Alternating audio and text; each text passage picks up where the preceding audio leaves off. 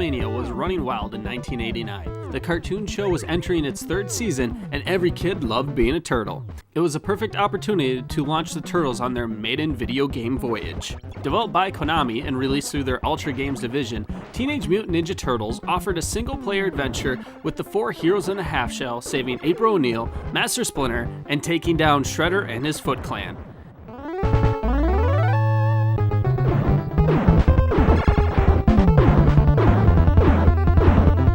Immediately, the box art tells us that this is not our cartooned heroes, as the look and the feel of the Turtles is based more on the comic book.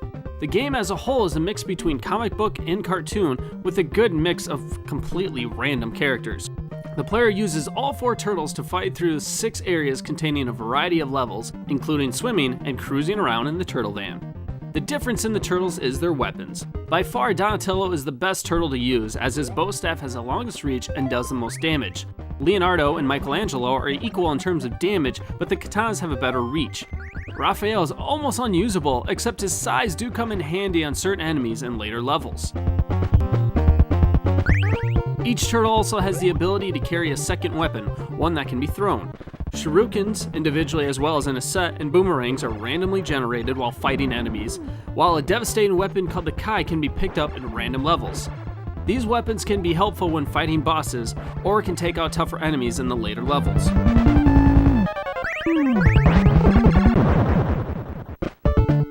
While it's Ultra on the box, make no mistake, this is a tough Konami game.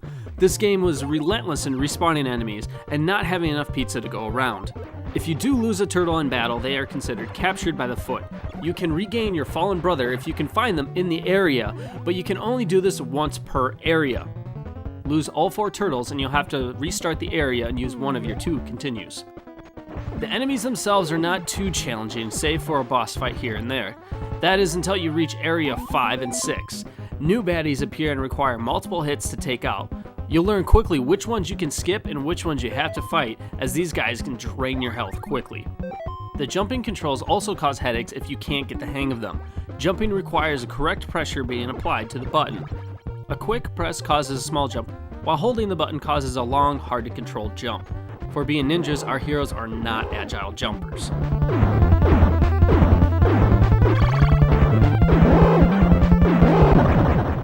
If there's one word that sums up this game, it's patience. There's a lot of fun to be had, but only if you are patient enough to figure out the nuances. If you just expect to blow through this game, you'll never make it out of the Technodrome alive.